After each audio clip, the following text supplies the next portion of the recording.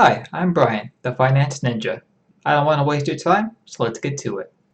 In today's video, I'm going to show a clip from the video above that will show Palantir's Gotham software in action.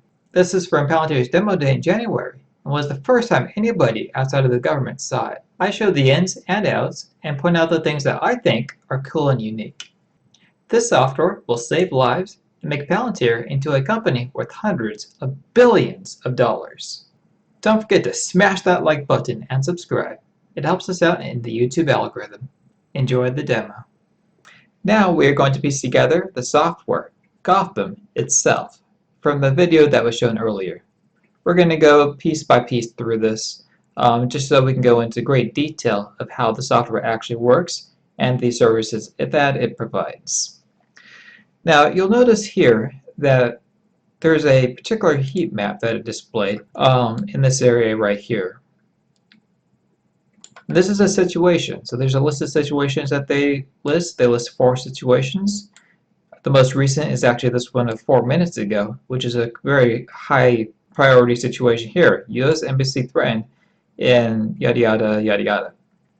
And this is a very priority situation reported 4 minutes ago by Lieutenant Daniels. Now this screen is where things get really interesting. There is a boatload of information here for the commander to view. So first off, on the top right, you'll notice that the severity is high. And this is a possible coup in Terraskia. And you'll notice on the right a great deal of information. You will see right here that this is the unit performing the coup, or the coup. Now you'll notice that it's the 22nd Novosok Brigade, the units in the queue, the unit number, other people. So this is a great amount of information. You'll see the number of troops in the coup, which is a very large number of troops, and a bunch of other information regarding this particular coup attempt. So this is very beneficial for the commander to decide what action to take. Now on this screen, the commander selected to expand the group to view more information about this particular coup and their leaders, their operations, their buildings, and everything else. Of note here, I think, is the expanded nature of this that you did not see before. For example, down here you see the Cyber Operations Center. So if needed, that building could be intercepted immediately. This is amazing. So on this screen, you'll see that the commander chose to view additional information about the situation at the embassy. And you'll notice that on the top right, that there is this source, which is actually from a local television station. So Palantir actually scrubbed the television station to pull this live feed out and provide it to the commander. Fantastic. Now on this screen, you see some additional information on the embassy compound. You see some people on the outside located in yellow. You see that the severity has been upgraded to critical. And some information about the crowds around the area, right there. Now, of particular importance that also only Gotham can provide immediately is you see the amount of personnel in the building, 89 diplomats, 12 security, 14 other, the address, but then you also see, I think of importance, is this overview.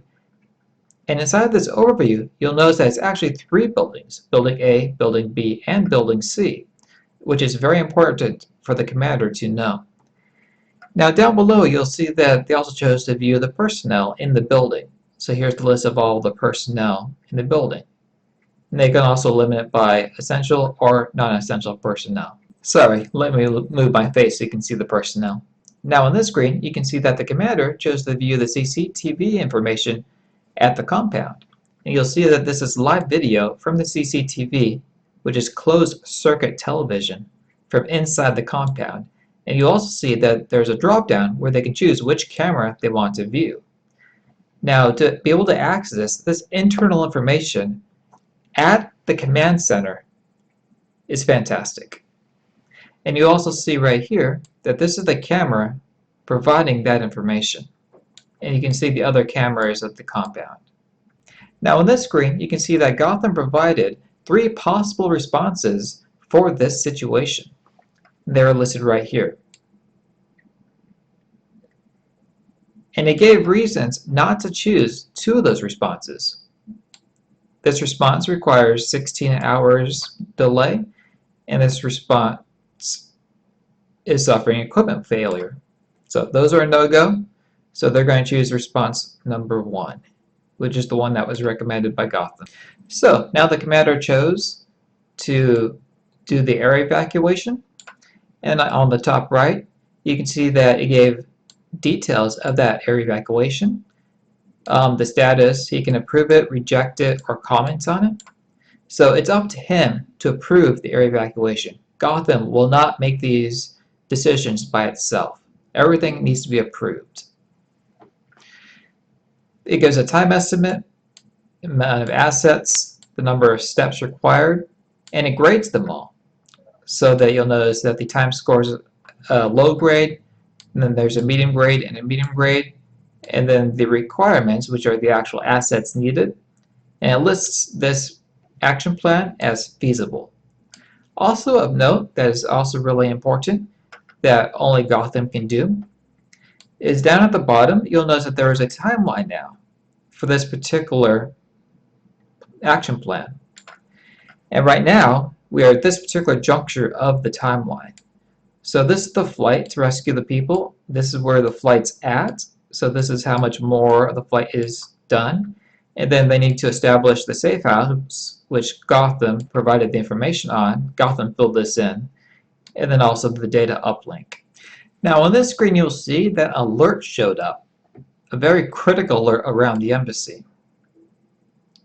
So what happened was that Gotham actually surveyed satellite data and determined that there's possible anti-aircraft weapons detected. And this would obviously cause issues for this flight coming in to rescue the embassy personnel. Now this part is also truly amazing.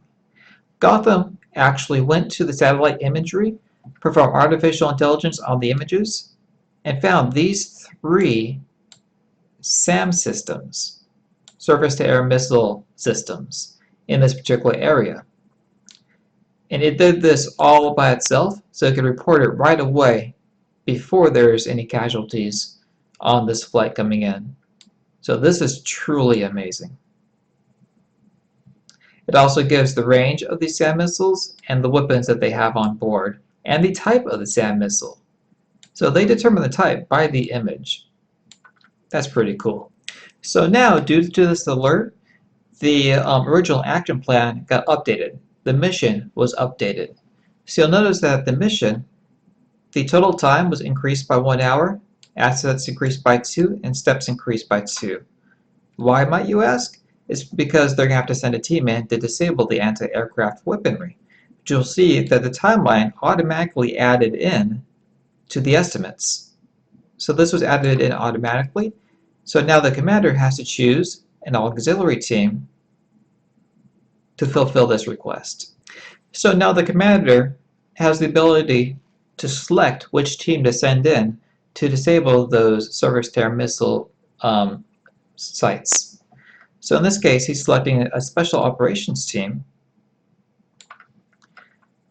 This one in particular, the 31st Special Operations Unit,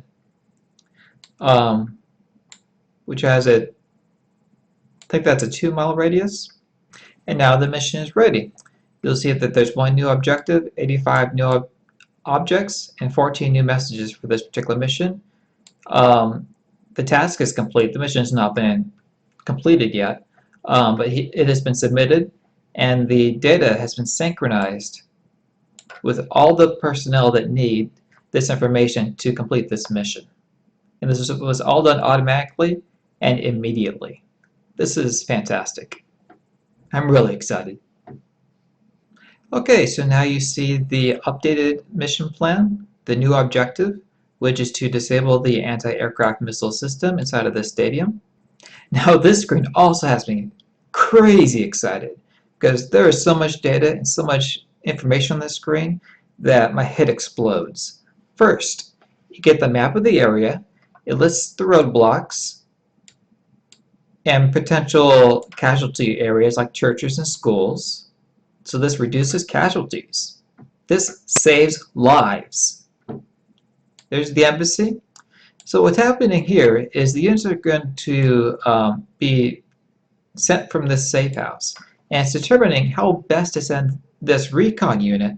This is for the recon unit, just to get information on the embassy, what's going on at the embassy.